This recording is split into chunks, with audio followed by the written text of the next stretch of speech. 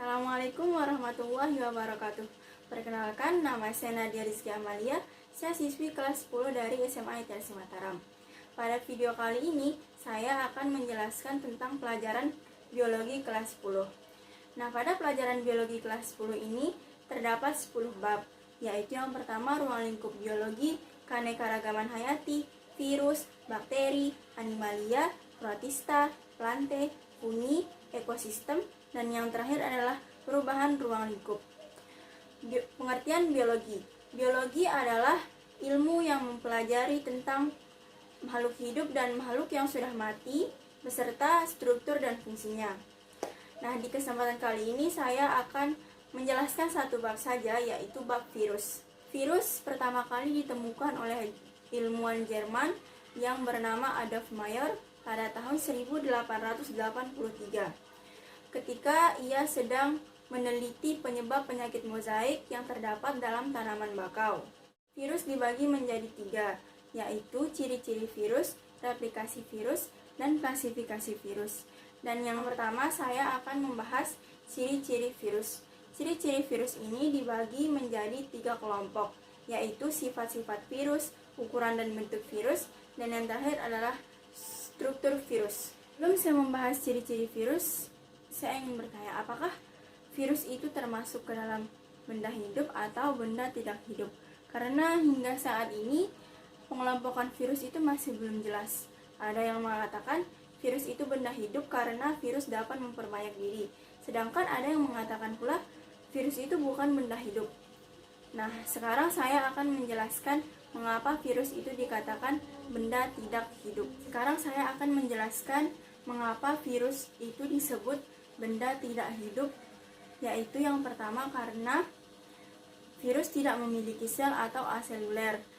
Selain itu, virus tidak melakukan metabolisme dan virus sangat bergantung terhadap host host-nya agar tetap hidup. Host host juga bisa disebut dengan sebagai inangnya.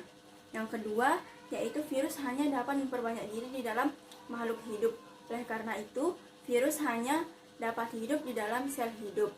Dan yang ketiga, yaitu virus hanya memiliki satu jenis asam nukleat, yaitu DNA saja atau RNA, dengan selubung protein atau kapsid, serta tidak mempunyai sitoplasma dan organel. Yang keempat, yaitu virus dapat mengkristal, sehingga virus lebih banyak menunjukkan ciri mineral daripada ciri kehidupan. Jadi, virus adalah benda tidak hidup karena virus tidak memiliki sel dan virus tidak melakukan metabolisme. Yang kedua, yaitu struktur virus. Virus memiliki ukuran yang sangat kecil sehingga hanya dapat diamati lewat mikroskop elektron. Karena tanpa bantuan mikroskop elektron, kita tidak dapat mengamati virus tersebut dan hanya dapat merasakan jika tubuh kita tiba-tiba diserang virus. Virus yang terkecil memiliki diameter 17 nanometer dan diameter yang terbesar memiliki ukuran 1000 nanometer. Dan selanjutnya yaitu bentuk-bentuk virus. Virus ada yang memiliki bentuk bola, polihedral, batang, dan huruf T. Virus yang berbentuk bola contohnya influenza dan HIV. Dan virus yang berbentuk polihedral yaitu adenovirus, dan yang berbentuk batang yaitu tobacco mosaic virus. Dan yang terakhir yang berbentuk huruf T yaitu contohnya bakteriofag. Selanjutnya susunan tubuh virus. Virus tidak memiliki bagian-bagian sel seperti sitoplasma dan organel. Tubuh virus dibagi menjadi 3, yaitu yang pertama adalah kepala yang berbentuk polihedral atau segi banyak, yang di dalamnya berisi asam nukleat. Asam nukleat ini berfungsi mengendalikan aktivitas replikasi virus. Kedua adalah leher. Leher berfungsi sebagai penghubung antara kepala dengan ekor. Dan terakhir adalah ekor. Ekor berfungsi melekatkan diri dan mengidentifikasi sel yang terkena virus. Pada setiap ujung serabut ekor terdapat reseptor yang berfungsi untuk menerima rangsangan. Tadi saya sudah menjelaskan ciri-ciri virus dan sekarang saya akan menjelaskan klasifikasi virus. Virus dikelompokkan menjadi 5. Yaitu yang pertama, pengelompokan berdasarkan kandungan asam nukleatnya. Kandungan asam nukleat ini dibagi menjadi 2, yaitu RNA dan DNA. Contoh RNA yaitu picornavirus atau penyebab polio, dan contoh DNA yaitu papovirus atau penyebab kutil. Pengelompokan yang kedua adalah pengelompokan berdasarkan bentuk dasarnya. Bentuk dasarnya ini dibagi menjadi 3, yaitu ikosahedral, helikal, dan kompleks. Ikosahedral ini adalah virus yang memiliki bentuk yang dibatasi oleh 20 segitiga sama sisi.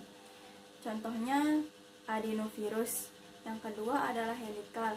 Virus ini mempunyai bentuk menyerupai batang panjang, contohnya TMV.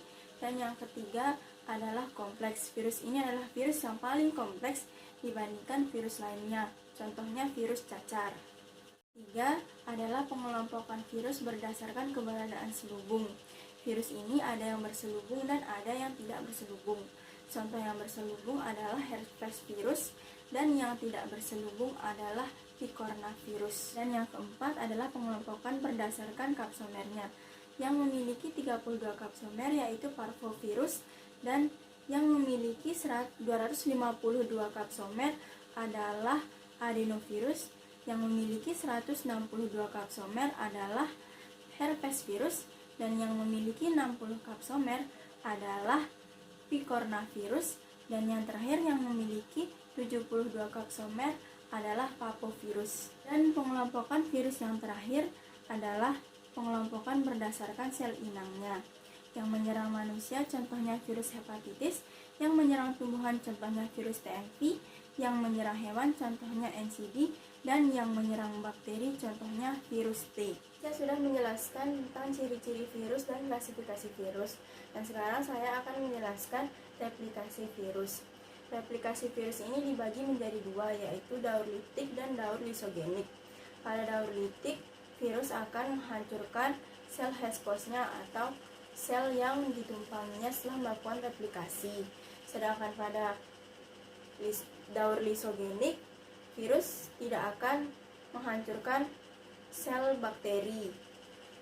Asam nukleat virus tidak akan mengambil alih fungsi proses sintesis asam nukleat bakteri, tetapi menjadi bagian dari asam nukleat bakteri. Itu saja yang dapat saya sampaikan. Kurang lebihnya saya mohon maaf. Sekian dari saya, semoga bermanfaat. Wabillahi taufiq wal hidayah. Wassalamualaikum warahmatullahi wabarakatuh.